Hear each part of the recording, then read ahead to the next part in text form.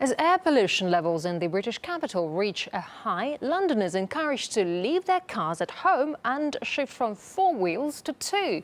RT's Polly Boiko takes up the story. The Great London Smog of 1952. Britain was back in the Dark Ages. Thousands of square miles were blanketed day after day. Breathing this for several hours in a traffic jam can't be healthy for anybody. Today it appears much cleaner, but the reality is that London's air is so dirty, it's been breaching legal limits set out by the EU for years. 30,000 deaths are attributed to pollution annually. People look at the air today and assume it's clean, but unfortunately it's still very dangerous. Air pollution today is completely invisible, but the reason for this is it's very small microscopic particles, and that's also the reason that they're so damaging to your health, because they can travel deep inside your respiratory system. And it's Londoners' car travel that's largely responsible for it. Cars and lorries emit an invisible gas called nitrogen dioxide, known as the silent killer. Its effects are noticeable. It can cause respiratory disease, reduce lung function, and according to the World Health Organization, even trigger lung cancer. The biggest single source of nitrogen dioxide, this toxic gas in London, are actually these red buses going past.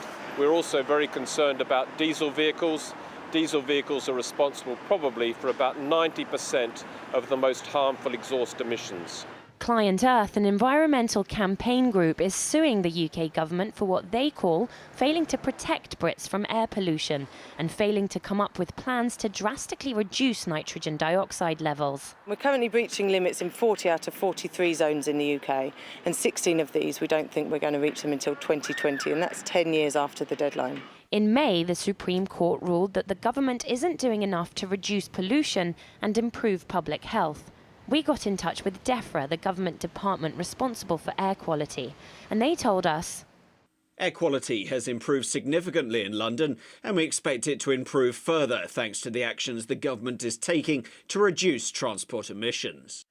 But campaigners say that charging cars to drive into central London and introducing what the government has tagged as greener buses isn't enough. I think they need to take a really hard look at what's necessary to reduce pollution in the UK.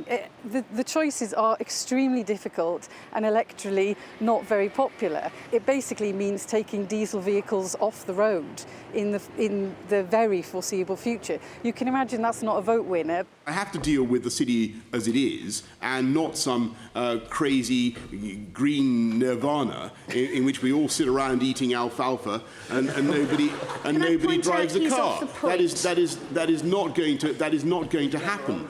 Since it's not going to happen, campaigners are urging Londoners to each do their bit to make the air in the city cleaner by shunning their cars and pedalling around town instead, while avoiding the most polluted routes, of course.